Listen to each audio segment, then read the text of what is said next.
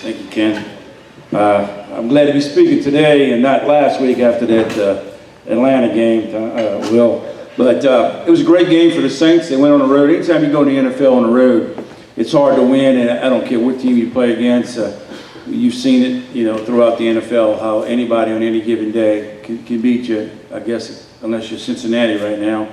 But overall, look, the New Orleans Saints took care of business. They went there, they regrouped, and the biggest concern people were having was basically the factor of what's going to happen offensively. We've settled for too many field goals.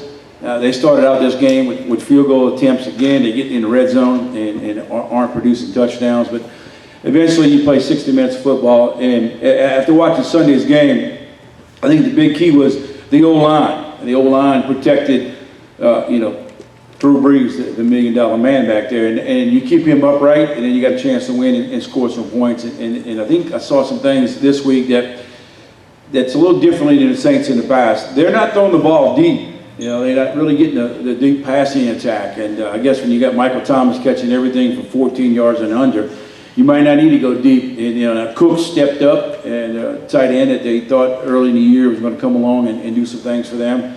And other guys, again, made some catches. Ted Ginn Jr. made some catches and did some good things. So let's just hope that what you saw in this football game, that they're starting to get things rolling offensively, because they kind of sputtered there a little while. Seeing the New Orleans Saints just kicking field goals, you got to think something was wrong. And I think last week against the Atlanta Falcons, you get sacked 6 times, and that was a big blow to them. It usually don't happen to the Saints team, especially up front with the guys that they have. And I'm not just saying all the good things because Will's sitting here, but the O-line has been the answer for the Saints over the years. If you remember last season, when they played the end of the season, their O-line got hurt.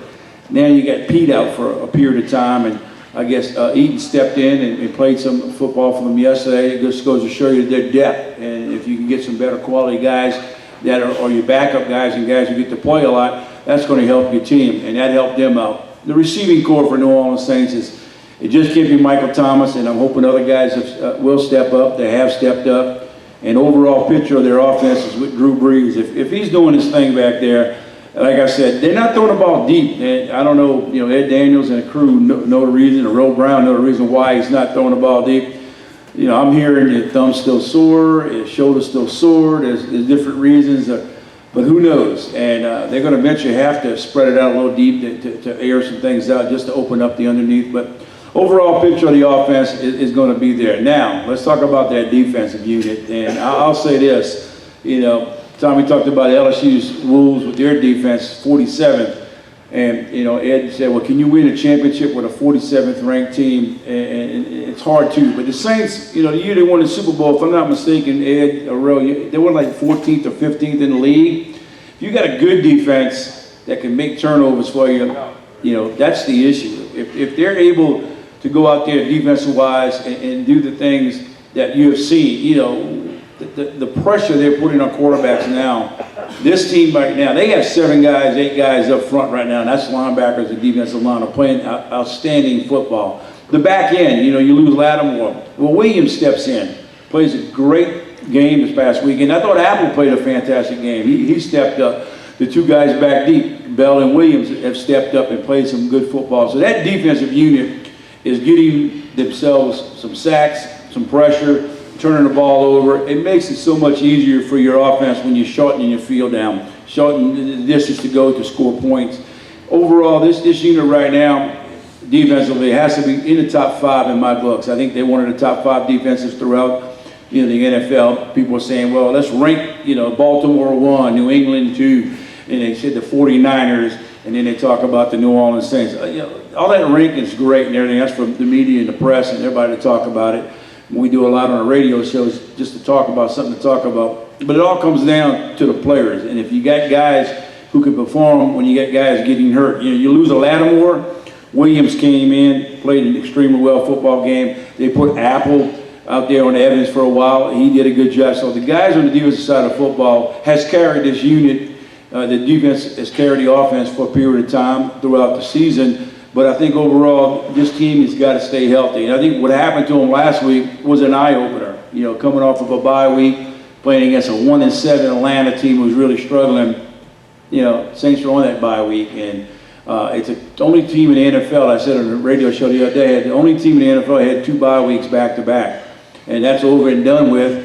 And so now everything's in front of them. They got majority of games left are against their conference, and the big game coming up in a couple of weeks is against the 49ers. We'll find out how true and how real the 49ers are. But overall, right now, I like where the Saints are sitting. The only major injury, and Will, you might know this, I think it's just a concussion that Hill had, and if Lattimore can come back from his injury, and Pete's obviously out for a while, but overall, I think the Saints are pretty healthy. I think they're going into the remaining of the games. Big one this weekend against Carolina Panthers, division game. You got to win those division games, take care of your business in the division, and you worry about everything else. I think in the long run, they could be hosting, possibly the home field advantage. It's just we'll take one game at a time. And with all that being said, I'll open it up for any kind of questions. You were telling us at the table here with your knee replacements due to football. You belong to the tough man era. You don't slide. I don't think I've ever seen you slide. Then you have today's philosophy. You can't hit them high, can't hit them low. You have to apologize first. What do you... Well, you can take helmets off now and hit people with them. That's okay. All right, what do you think about that? You wish they had that then, or you think what they're doing now is baby? It's different eras. I've had 22 surgeries over my career. Just had one 8 weeks ago, total knee replacement. But that's going to happen when you play the game of football. And when people come up to me and talk about it, about their kids, so let me tell you something. You can play soccer right now. That's the leading sport in the world having concussions. So, go out and play. The rules are changed. Yeah, I'd probably still be playing today if I had the rules they play in the NFL now. You can't hit the quarterback here, you can't do things there. But we played differently back then. They gave you the rules, all 4 of them, and you had to go out and play with the 4 rules. And now they got 400 of them, and times have changed differently. We played back then. We wasn't smart. Football's in your hand. I grew up playing tackle man football in the yard, and it's like you got to run through everybody. So when I play college football and play pro football, look, if I was playing college football right now, I'd be in this spread offense. I would be tearing it up because of the way they do it, but it doesn't work that way. NFL can't get to that. You got to save your quarterbacks, and you have to save your receivers, and you have to save certain players and certain positions. It's going to happen. In some positions, you just got the raw end of the deal, linemen, because y'all got to beat each other up. Y'all don't get the chance to. So I guess you do a lot of grabbing and stuff on the tackles and things, but. No, it is what it is. I think they need to lighten up on some of it. I think some of it's got to the point where it's too fragile. Maybe you got to use replay to look at it. But they got some infamous no-touch quarterbacks, and they calling penalties on them, and that's ridiculous. If you're gonna put up the uniform, you're gonna go out there, you're gonna get hit, you're gonna get hurt. That's part of the game. Any other questions? Yes, sir. Well, your nephew's done real well over in Nichols, and you were saying, and I've made that comparison too, he wears the same number as Drew, he's the same height as Drew, I think he's much faster than Drew and stuff like that.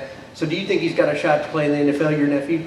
Well, look, he's got a game Thursday night, and let's hope he plays like Drew Thursday night and does very well against Southeastern. It'll come. There was a game, the last 3 games of the season last year, I was very excited. I was with Mike Tatilia, and New England Patriots scouts were there for three games in a row to watch him play. So, I mean, if it happens, it happens, and he's not looking at that right now. He'll get his opportunities. If it comes, it happens for him. And it was funny when you say wear the same jersey number, they're about the same height, maybe he's a little tall, I don't know. But he had a splint on his finger the other night at the game, and I was like, look, man, I know you're wearing the same jersey number, but you ain't got to look like Drew.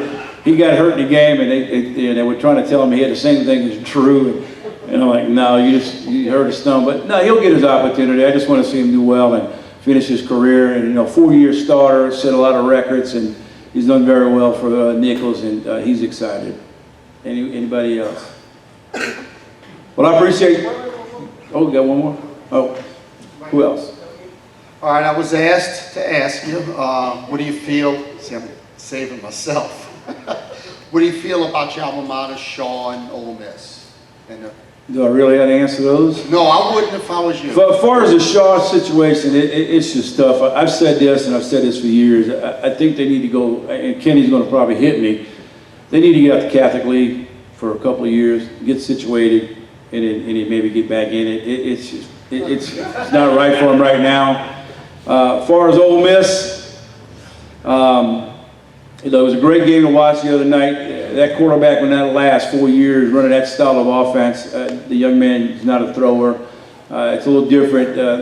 Matt Luke's trying. They got a bunch of freshman kids, and they went out and put a lot of points on LSU. But look, you just can't take the one game. There's some games where they can't score points. So we'll see what happens. I'm still an Ole Miss guy. They took care of me when I was there, and I'm going to watch both of them, and we'll see what happens. But both those schools you talked about are very much struggling right now, and that's why you keep playing the game and you keep lining up, and something will happen sooner or later. But sorry, Kenny, I just think Shaw needs to go down a couple levels and maybe beat some teams up for a while, and then pound your chest and get back in there. But who knows? It's part of football. Anybody else?